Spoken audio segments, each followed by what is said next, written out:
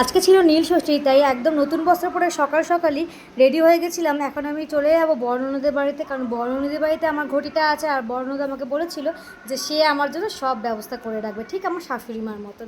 আর দেখো, আমার শাশুড়ি মার মতন আমিও কিন্তু গাছের সবথেকে বড় আমটারই আম বাওনি পালন করেছি। কারণ এই আম বাওনি পালন না করলে আমি আমার গাছের আমগুলো যে খেতেই পারবো না। তো দেখো, এখন চলে এসেছি আমার শাশুড়ি মার মতনই বারো মন্দিরে। আমার শাশুড়ি মাও কিন্তু বারোখানা নীল দেবতাকে সন্তুষ্ট করতো, আর আমিও কিন্তু বারোখানা নীল দেবতার মাথায় জল ঢেলে এসেছি।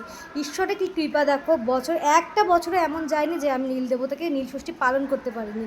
আর জানো তো, ঈশ্বরের কাছে একটাই চাই, যেন আমার স্বামী আর সন্তানকে যেন সবসময় ভালো রাখে, সকল কুনজর থেকে বাঁচায়। চলো দেখিয়ে দিই আমার শাশুড়ি মা ঠাকুরঘরটা, মানে আমার ঠাকুরঘরটা দেখো কত সুন্দর করে সাজানো হয়েছে। আর জানো তো, খুব গর্ববোধ হয় যে আমার শাশুড়ি মা একমাত্র আমার মেয়ে আর আমার স্বামীর জন্য নীল ষষ্ঠীটা পালন করতো। এখন তার পরিবর্তে এখন আমি নীল ষষ্ঠীটা পালন করছি। আর জানো তো, শ্বশুর বাড়ির মতন আমি আমার বাবার বাড়ি তো নীলের ঘরে বাতি জ্বালিয়েছিলাম। আজকে ভিডিও এইটুকুনি।